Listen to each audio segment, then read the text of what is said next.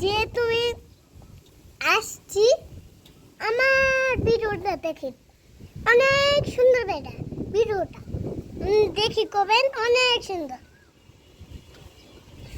Subscribe, tata, bye bye.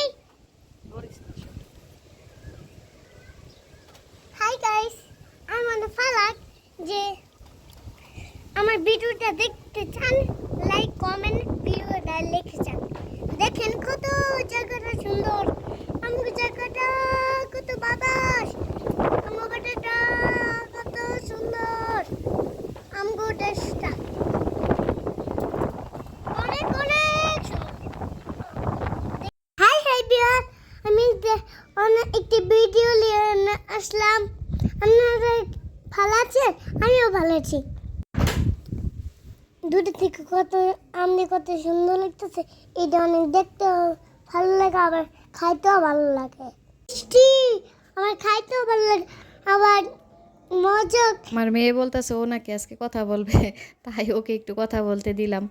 আর এই যে দেখেন সবগুলি গাছে আম, কত সুন্দর। আর আজকে বাতাস, এত সুন্দর বাতাস, প্রাকৃতিকটা এত ভালো লাগতেছে, বাতাসে ভরপুর। আর এই তো সকালবেলা আজকে উঠেই পায়েস রান্না করছি, তো এইটার ভিডিও করে দেখাই নেই।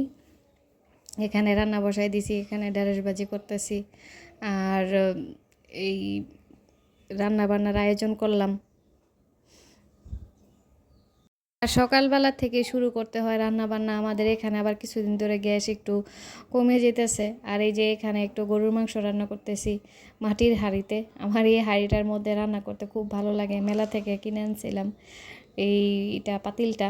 তো ভাবছিলাম যে এই পাতিলটা হয়তো হয়ে যাইব কোনো রান্না করার সময়, দুর্ঘটনা। আর কয়েকবার রান্না করছি এটার মধ্যে, তো রান্না করতেছি আর করতেছি। তো এটা আবার অল্প আছে, রান্না করলে ভালো এই মাটির হাঁড়িতে, গ্যাসের চুলায় রান্না করলে। আর রান্না মারতে ভালোই লাগে এটার মধ্যে রান্না করতে। আর এই যে এখানে মাছের তরকারি রান্না করব।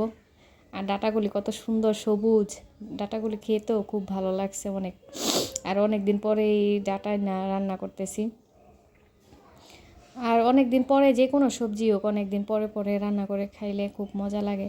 আর এই তো ঝটপট রান্না শেষ করলাম, এই গরুর মাংস রান্না করছি, এখানে কাতলা মাছের তরকারি রান্না করলাম ডাটা দিয়ে, আর ঢেঁড়স ভাজি, আরও কিছু করছি। তো ওইগুলি আর দেখাই না। তো কেমন লাগলো ভিডিওটা? আল্লাহ হাফেজ।